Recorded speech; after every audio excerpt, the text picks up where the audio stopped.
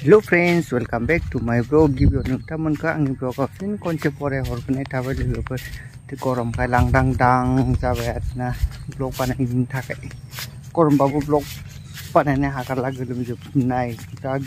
साननै सानथाम जाबाय लोगोफोर लाइन गैया ओंखायनो ब्लग लाबोनो हायाखिसै दिनै फिसा नोंथांमोनसिम ब्लग लाबोबाय आङो नारें खाजि जानोसै नारें जुमब्रा जोङो मैया बान्दोआव लायदोंमोन जारौमोन ना बेयावनो जानोसै जोङो बेयाव जाग्राफ्रा जमा जाबाय सोर दं बेयाव नारें जुमब्रा जाग्राफोरा नै आया गैया होमबा रावबो नारें जुमब्रा जाग्राफोरा नोंसिनि दामथार मैगङा दाम नङा जायो नोगोद दाम आजा वा बिजि थुजानानै सादोंना आजा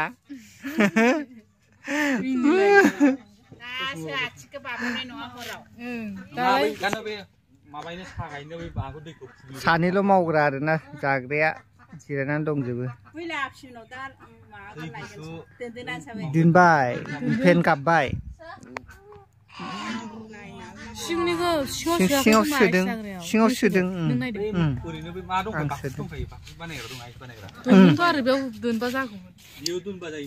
नारें खाजि जानोसै जोंहा ना गयसे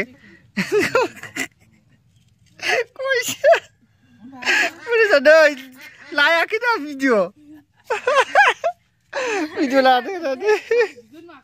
माखौबा लाजिगोन नङाबा फिसाइजों बिराद भिडिअ कल खालामनो रायलायनो हायो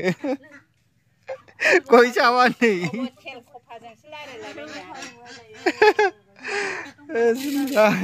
नै दे आपि आया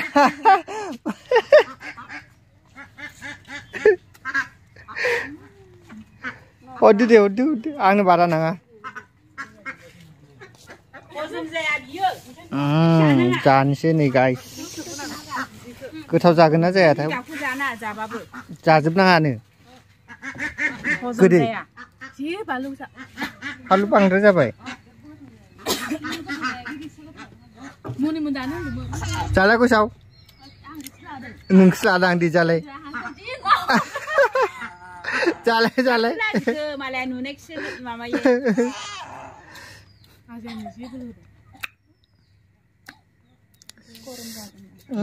गोथावथार ना जानो गोसाव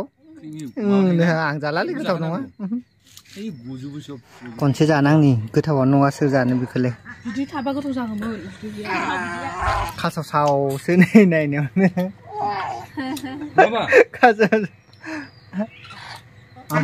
लायनांगौमोन ना बै सानखौ हरखाब मानोथो नांगौसे गैला जानो बेखौ जानो बिसिनि जानो